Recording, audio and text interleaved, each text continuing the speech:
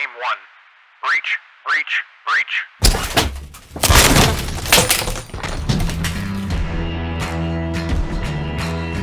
You're listening to Breach Your Mind.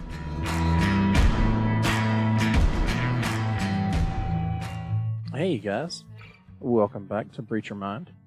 I hope everything's going well for you today. You're doing well. So, just a little show upkeep thing. The weeks to come or so, you can expect a little change. We're going to have some actual conversation. So instead of you sitting here listening to me drone on about things, you're actually going to be able to have a chance to hear some real conversation. So that's something to look forward to. I know I'm looking forward to it.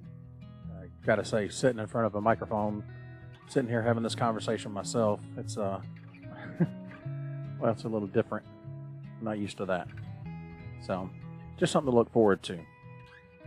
So, today's show is going to be about something that maybe you've thought about, maybe you hadn't thought about, but it come to my mind mainly back in about, I'd say about 2014.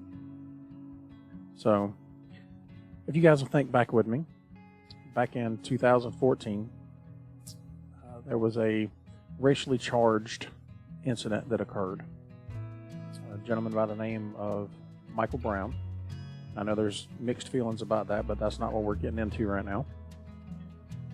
Michael Brown was shot and killed by a law enforcement officer, and it became a racially charged subject all across the country. If I remember correctly, it wasn't just our country, it was, other countries were speaking up about some things too. But, as a law enforcement officer, anytime a social issue pops up, especially one of that caliber, you're talking about race, and obviously a huge emotionally charged topic. As a law enforcement officer, that's something you got to kind of keep your ear tuned to, especially when it's involving your profession.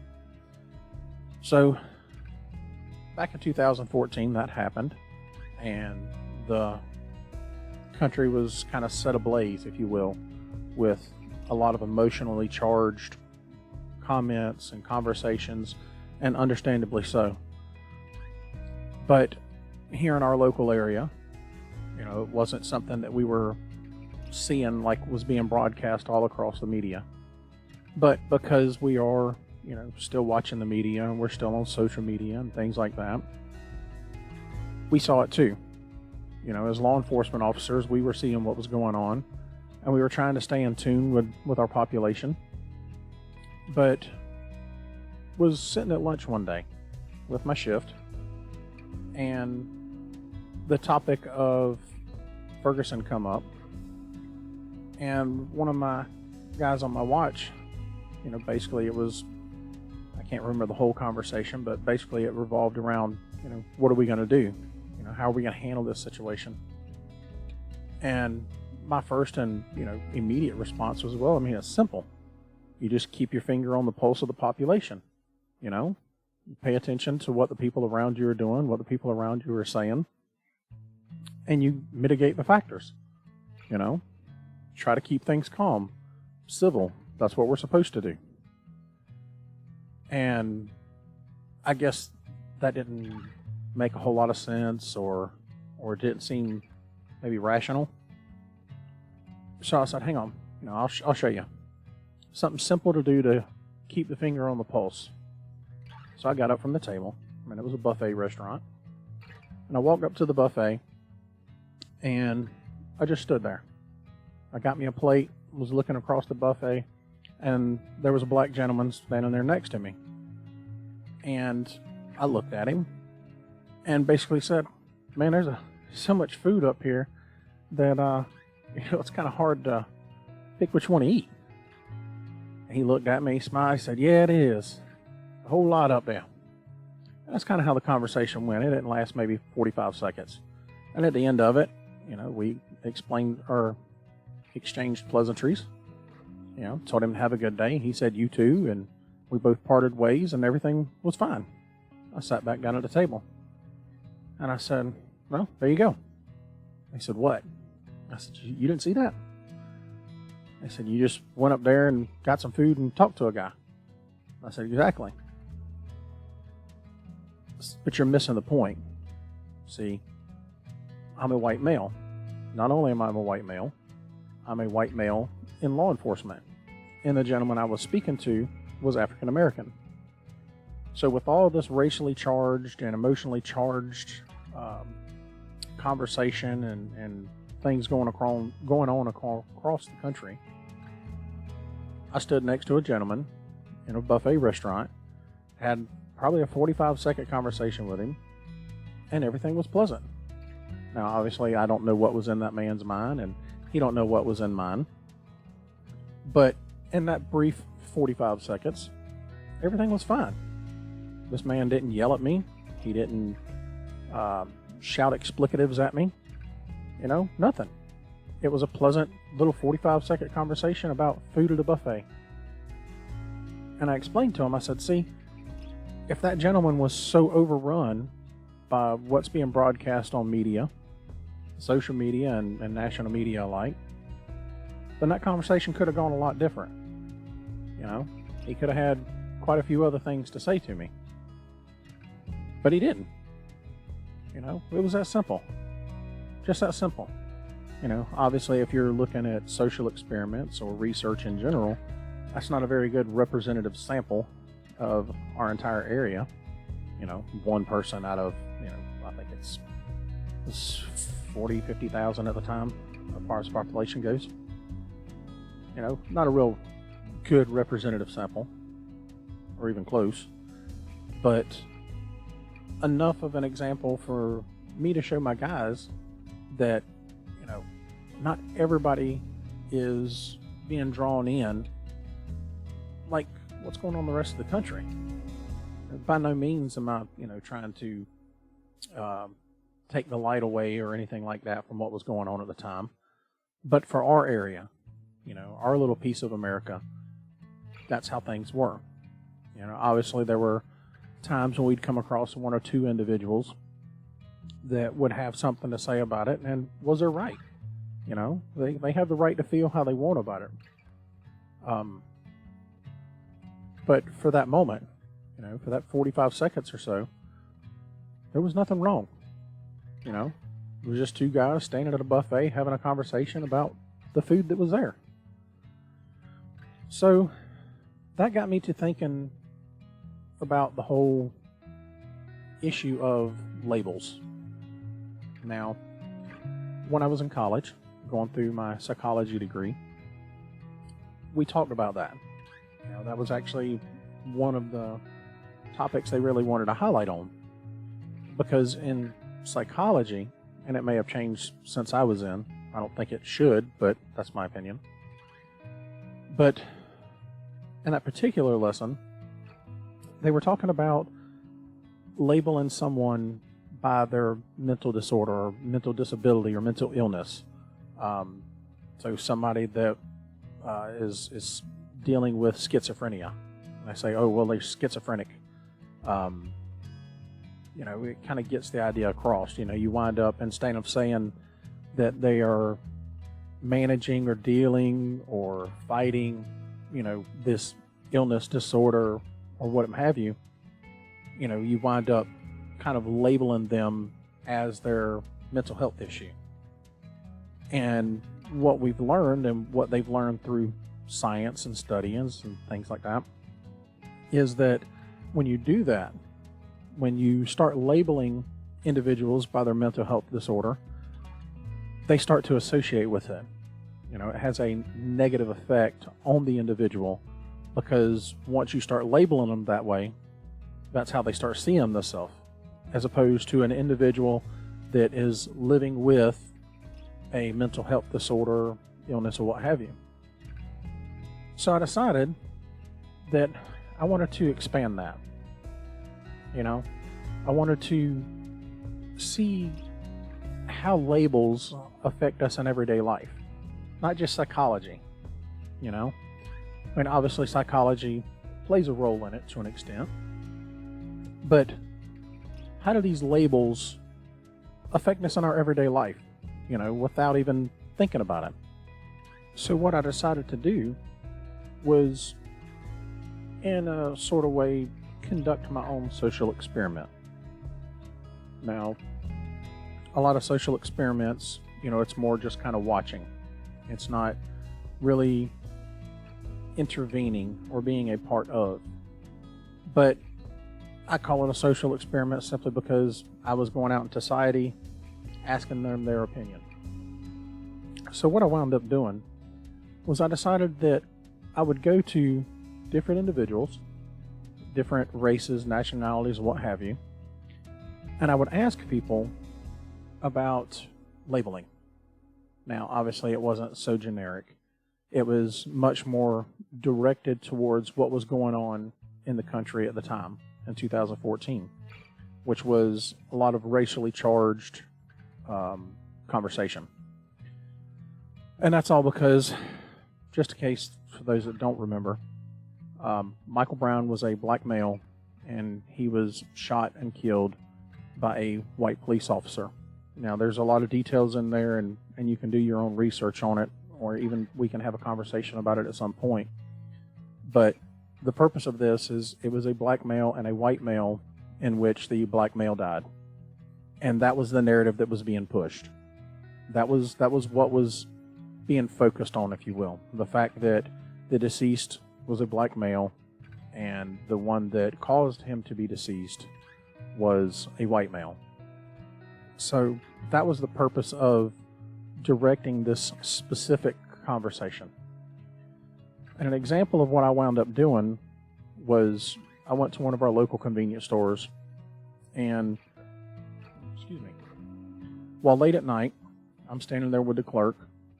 I just made my purchase. I think it was something to drink and maybe a little snack. And I said, "Can I ask you something?" She said, "Well, sure." I said, "Obviously you don't have to answer." I said, "But I've been curious about something." She says, "Okay." I said, "In our society, we strive, or at least most, I think, would like to think, we strive to make sure everyone is seen and treated as equal." She said, "Yeah." I said, "But have you ever stopped to think of what we do to drive division between us, the individuals? What we actually do to make sure we are set apart from everyone else while we're still trying to bring everyone together.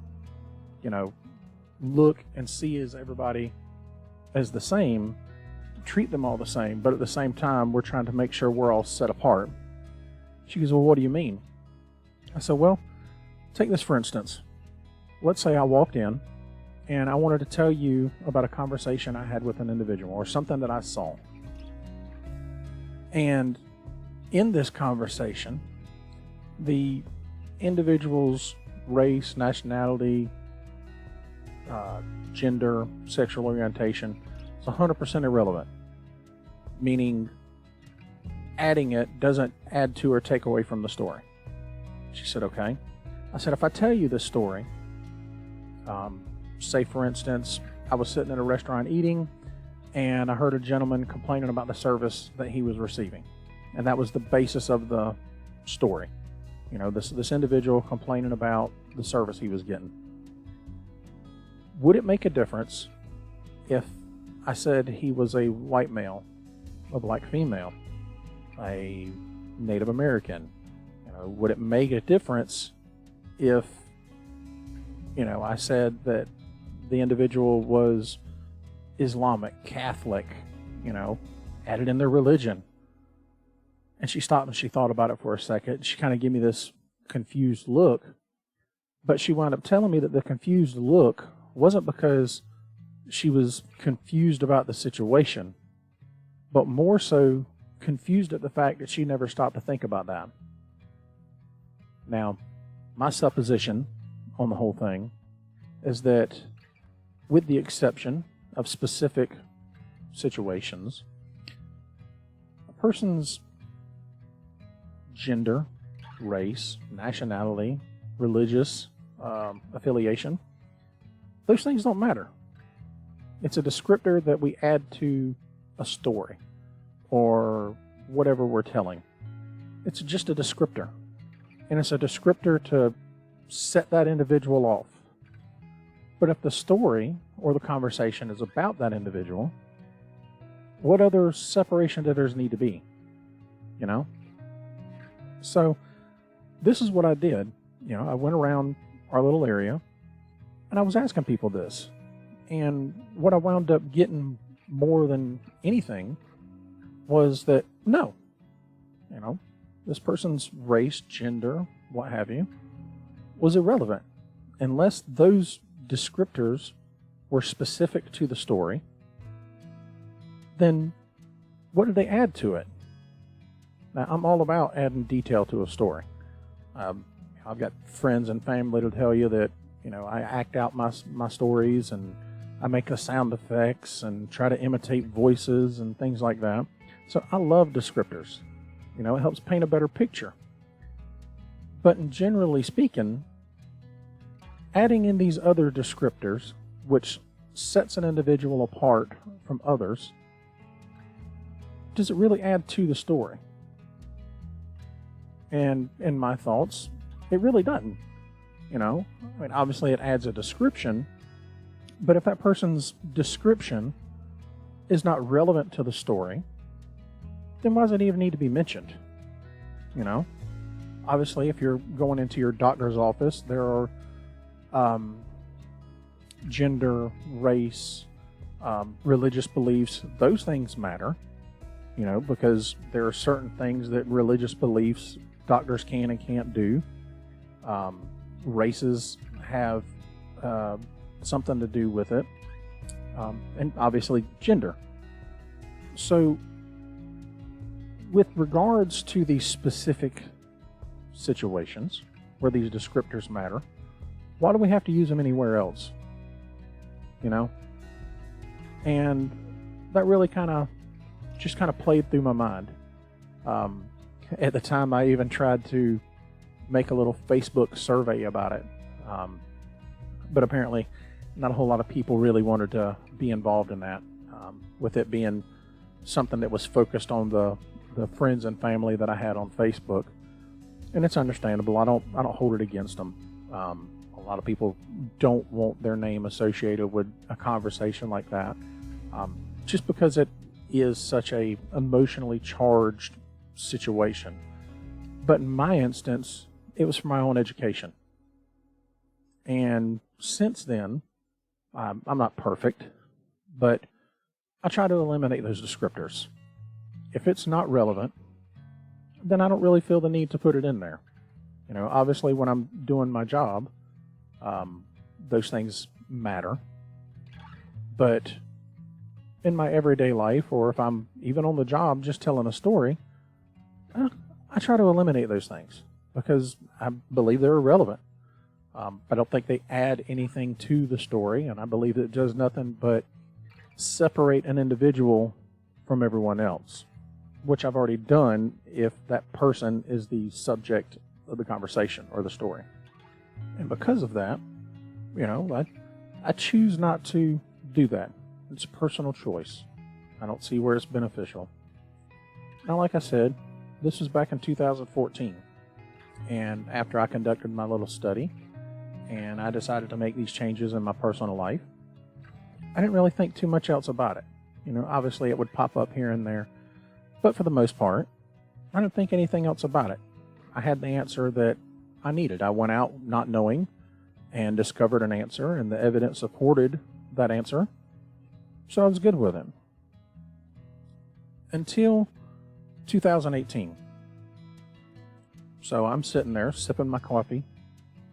Wow, I just said coffee. I was sipping my coffee early one morning, sitting on the couch, going through my routines like I normally would, you know, balancing my financials out and, you know, catching up on the media of the world. And I always have the local news on in the background. You know, I like knowing what's going on around me in my local community. And of course, after the local media goes off, that's when the national media comes on. So I'm sitting there, and This is, I believe, the day after, a couple of days after, whatever it was, of a congressional election. A bunch of people won their elections. Good job. So I'm sitting there and I'm listening through the news story, and in them talking about the individuals that won their elections, they were making sure to mention a lot of other descriptors that, at least to me, and concerning the topic of the article, or I don't know what they call it in TV land. I don't know what they call the section, but the section of the show where they were talking about who won these elections. They were adding in all these descriptors that just kind of seemed excessive to me. I didn't understand why we needed to point that out. So obviously, when I was sitting there trying to delve a little deeper into it, I didn't feel like sitting there just hitting the rewind button and jumping forward and watching it over and over again. I wanted something in print. So what I wound up doing was I went to the news media site and looked up that day's show, and I found the printed article for it. Everything they said in the show, just in a transcript. And I was reading through it, and something I come across, was what I had heard. And I'm just going to read off these names real quick to kind of give you an understanding of what I heard that stood out to me. So this was 2018 congressional elections.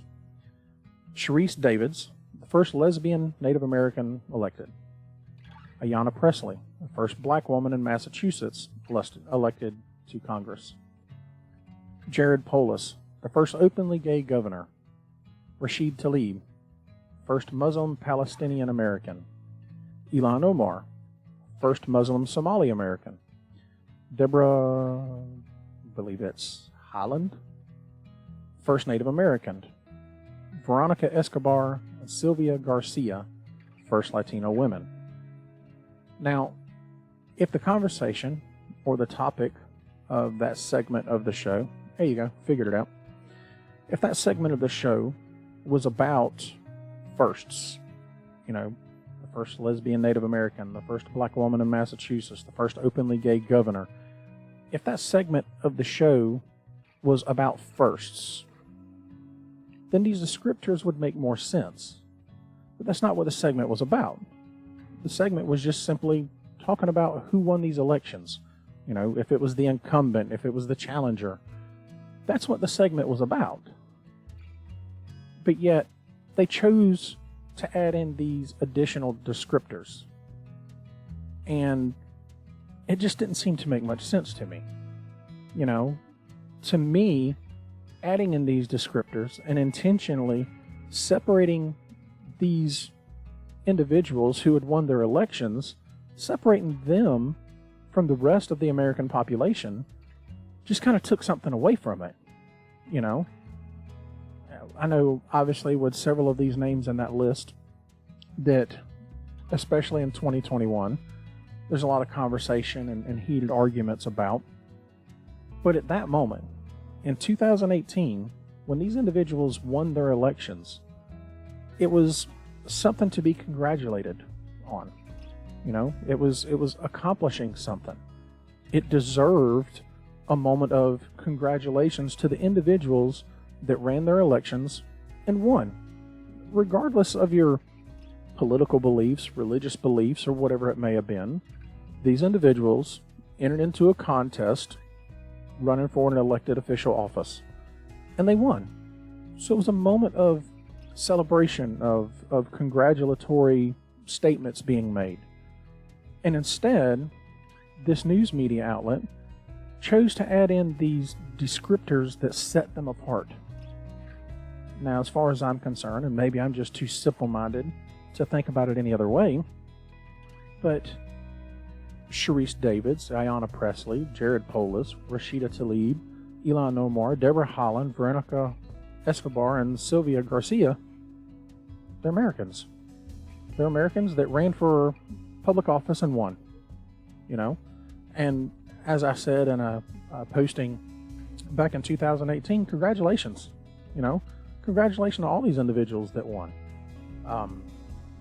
Just like in 2018, my idealistic hopes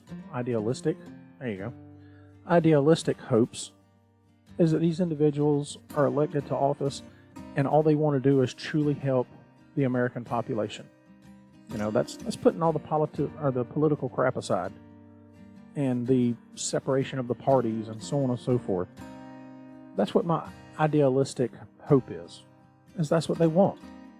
Now we can go into conversation about the rest of that mess later on. But regarding this article, it bothered me. And I don't remember if it was in 2018 because it aggravated me enough that I didn't even look it up.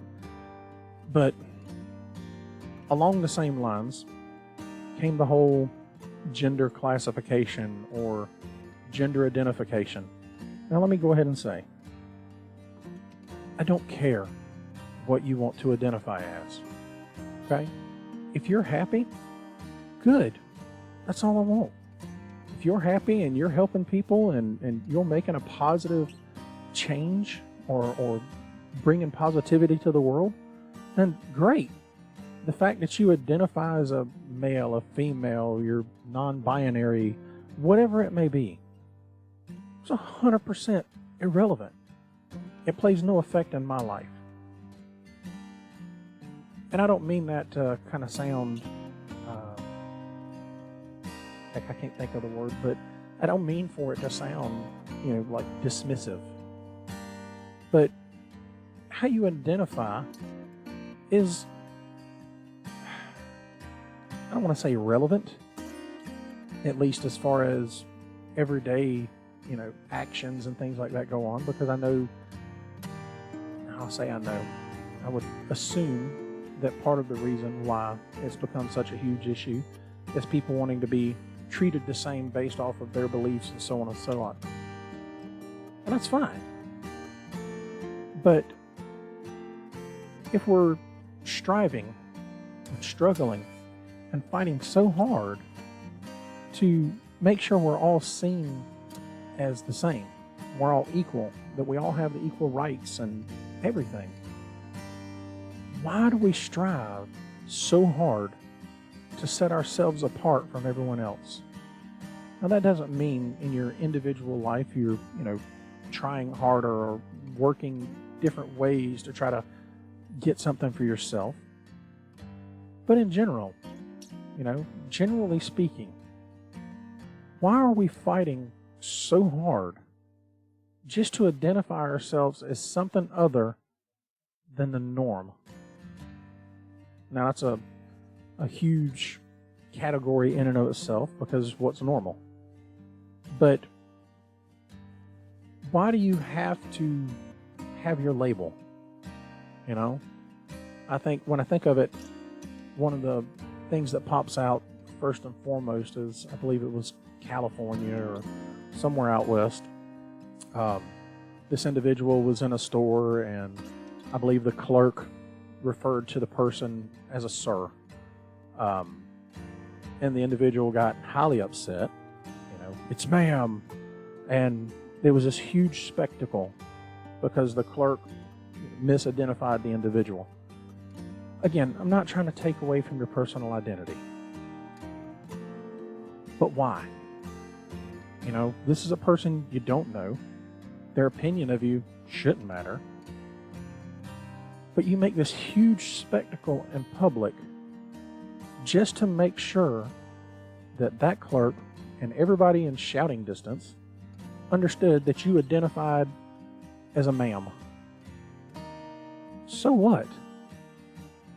It doesn't take away your rights. It doesn't take away what's right and wrong. It doesn't take away any of that.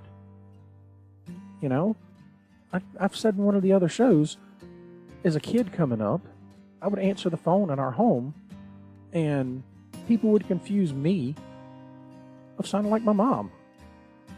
And I would say, oh, well, it's Brian, But that's where I would leave it. Even if they wanted to keep calling me ma'am, I'd just go find my mom and give them the phone. It wasn't worth making some huge spectacle out of it. thankfully, obviously I got a little more bass in my voice as I hit puberty. So I didn't have to worry about that as much. That is. But,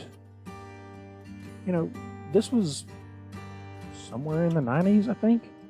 I didn't make such a spectacle out of it. So I don't understand why there has to be such a spectacle about it now. If you're being denied insurance for your significant other and, you both identify as females or non-binary or, males, and your biology is male or female, then yeah, I get it. If you're being denied something that you should be able to have access to simply because of how you identify, then yeah, by all means, that's something to fight for. But you're making a purchase in a store. What do you hope to accomplish by making this huge scene because some kid behind the counter addressed you by your biology and not your identity? I don't get upset when people don't even know my name in public. That's my identity. I am Brian. It's my identity. But I'm not going to raise Cain just because somebody doesn't know my name, or they think I'm one of my coworkers because I have a high and tight haircut and I'm wearing the same uniform. Oh, I thought you was somebody else. I'm not making some huge scene out of that. This person just stripped me of my identity and identified me as someone else. It's not a great deal different than you being referred to as a gender that's, not the one you identify as. Again, I'm not trying to take away from it. I'm not trying to take away from how you identify yourself. Hell, I don't care if you identify as a coffee table. That's you. Do you. But why do we have to sit here and create these labels? Psychology taught me that labels are bad. It's bad to label individuals by their mental health issues. And likewise, go to back before the Civil War, during the Civil War, coming up through the desegregation of America. Think of all the names that African Americans were called. They're derogatory. They're still derogatory today. We don't say them because it was a label. All of these racially charged names that African Americans were called back then, it was a label. That's all it was. So we don't do it, or we shouldn't do it. Now, I know there's still a lot of the population that does, and I would never claim that this country is perfect and 100% away from the racial divide. But we've learned that these things are bad. They're intentionally derogatory. They're meant to, stir an emotion. But we've learned that these labels are bad. Psychology has taught us that these labels are bad. But yet now, in this current century, I see it constantly, at least on social media and media. You got to pull your head out of that crap every once in a while just to get a breath of fresh air. But in general, individuals are making such a huge issue just to be separated from everyone else. That poses a larger question to me. What are you missing? What did you miss growing up? Obviously I don't think that this is something that applies to everybody, but that's the first thing that comes to my mind, is that you were deprived something during the early developmental stages of your life that makes you now feel so passionate that identifying yourself as something different from everyone else is so important. Again, I can't say it enough. I'm not trying to take anything away. But if we're fighting so hard to make sure everyone's treated equally, that everyone has the same rights and privileges as everyone else. Why are we so busy fighting to make sure that we create these labels to intentionally set people apart? I don't understand it. You know, when I'm on duty or just in general, I'm in public, I look around at everyone around me and they're individuals. You yourself are an individual. And you deserve the same respect, the same rights, the same privileges that I do. I don't care what you identify as. I have my own beliefs, you know. Just to set the record as such, I am biologically a male. I identify as a male. But at the same time, I don't care what you identify as. If you want to tell me you're a woman, great, good job, ma'am. You know, if I mess it up because I didn't know, well then I'm sorry. I didn't know. There's no sense in making a scene out of it. You know, whether I believe what you believe is 100% irrelevant. It doesn't matter. It's not my belief. It's yours. The only person it should matter to is you.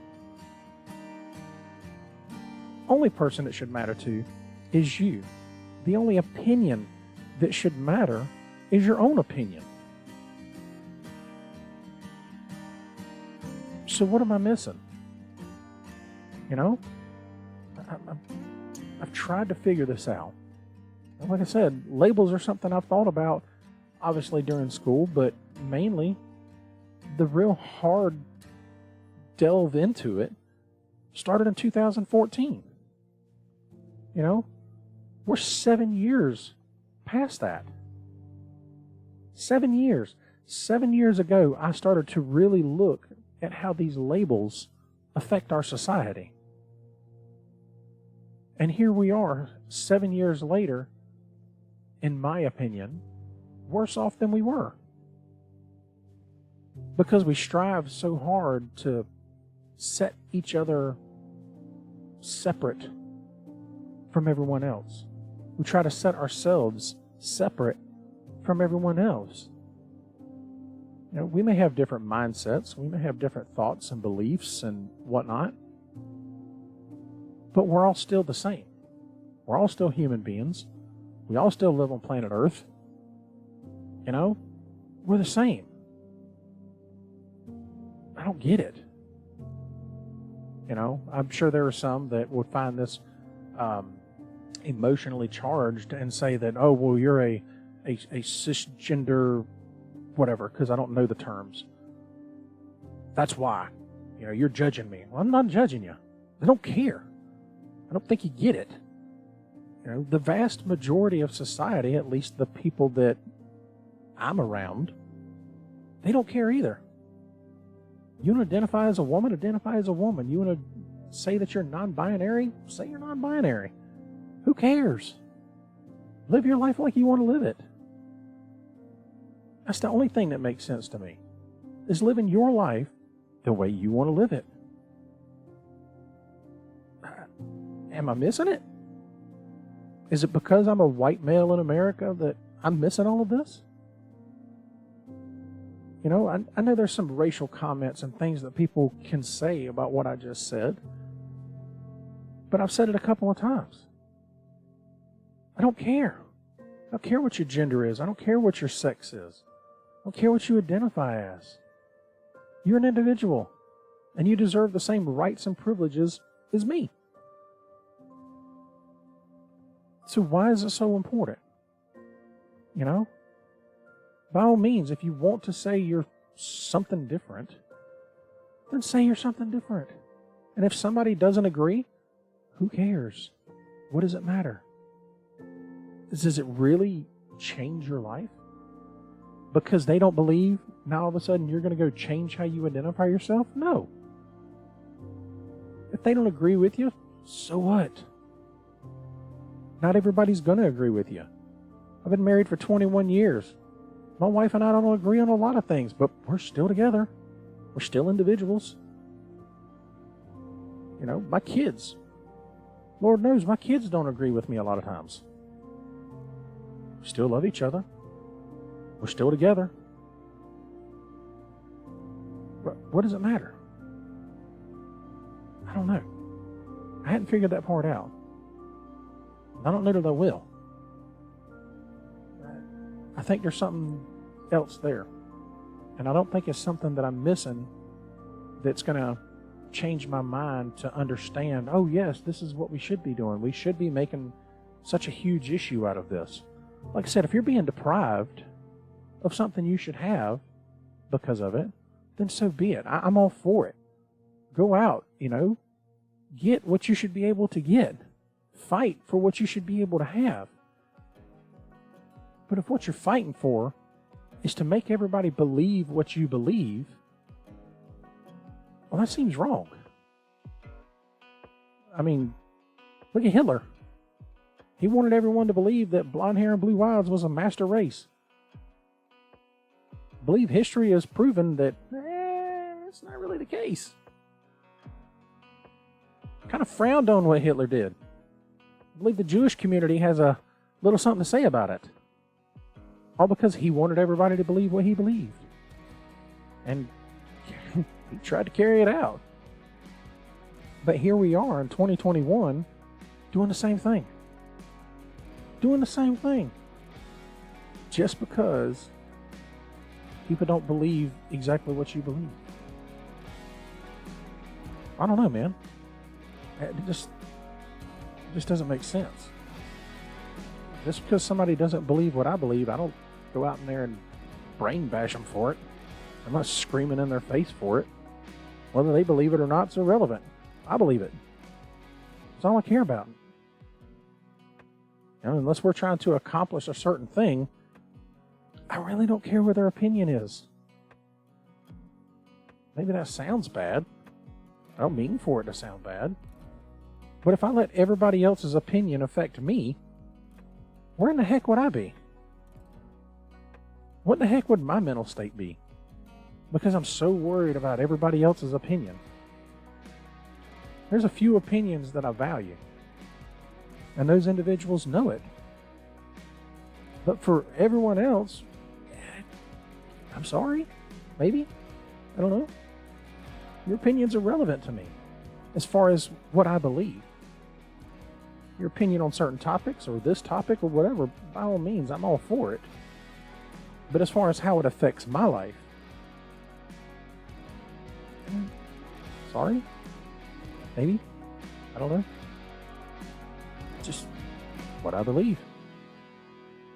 I don't believe in getting so bogged down with whether you believe me. I don't get so bogged down in whether anybody believes me or believes what I believe. Take it back. I care if you believe me. Don't care if you believe what I believe. You don't have to. Great thing about this country.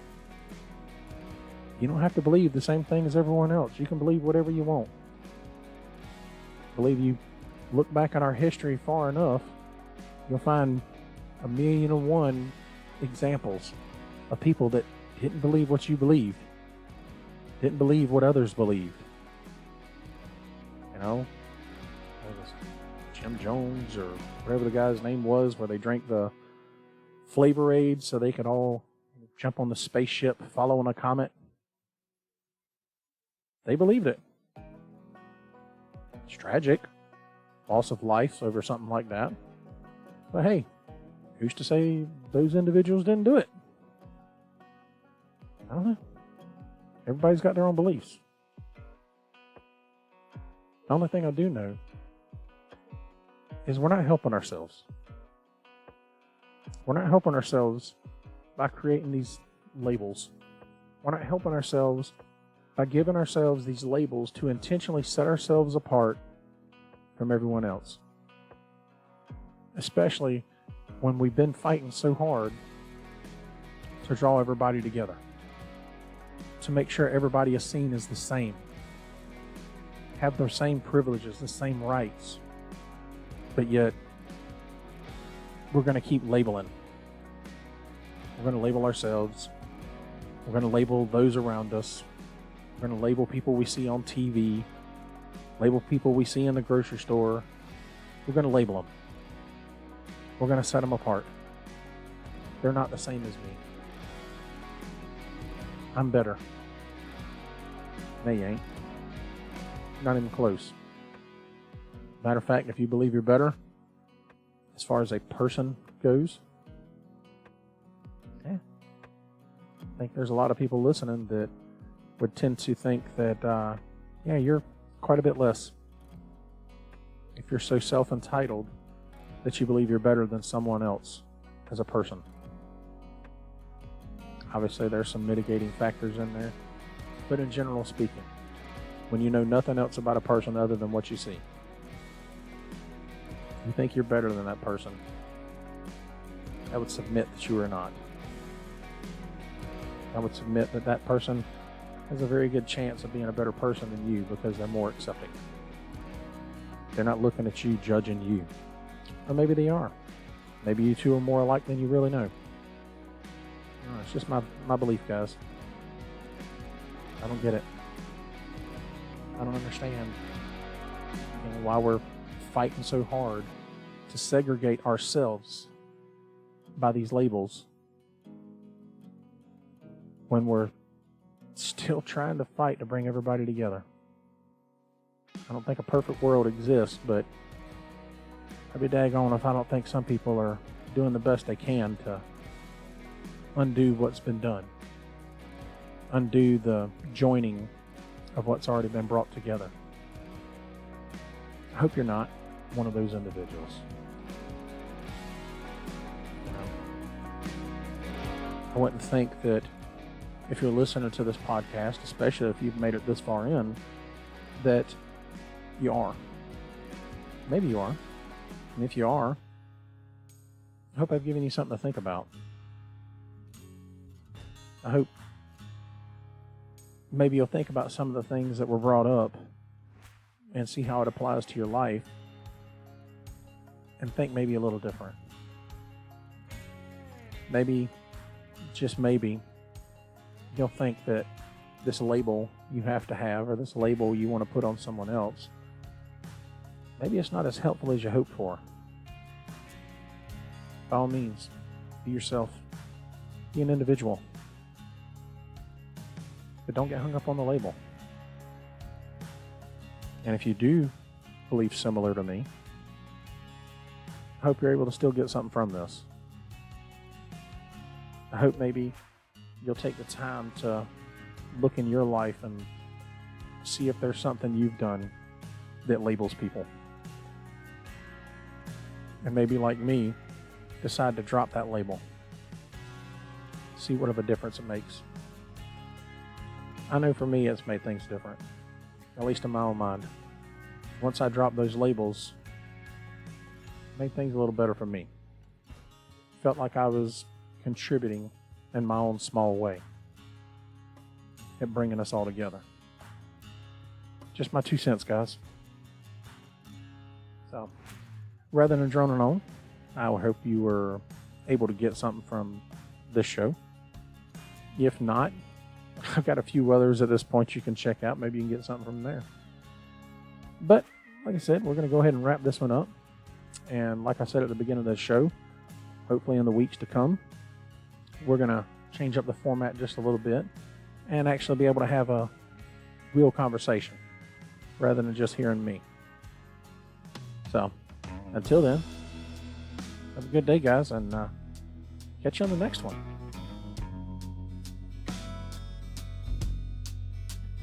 You guys, like always, you've been great. So don't forget, hit us up here on the show. Let us know about some of the things you want to talk about, or some of the things you want to hear about. We're here for you. So until next time, have a good one. We'll catch you on the next one.